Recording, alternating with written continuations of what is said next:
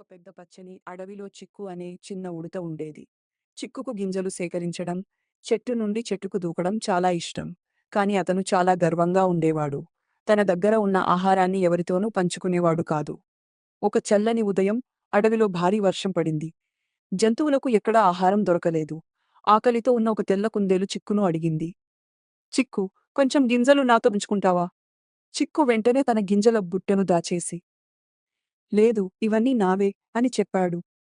ఆ రాత్రి అడవిలో బలమైన గాలులు వీశాయి. చిక్కు గింజల బుట్ట నదిలో పడిపోయి నీటిలో కొట్టుకుపోయింది. చిక్కు ఒక చెట్టు కింద చలితో ఆకలితో కూర్చున్నాడు. కొంతసేపటి తర్వాత అదే కుందేలు క్యారెట్లు, పండ్లు తీసుకొని వచ్చింది. చిక్కు, నీకు ఆకలిగా ఉంది. మనం కలిసి తిందాం అని ప్రేమగా చెప్పింది. చిక్కుకు చాలా సిగ్గు వేసింది. నేను ముందు స్వార్థంగా ప్రవర్తించాను. నన్ను క్షమించు అని అన్నాడు.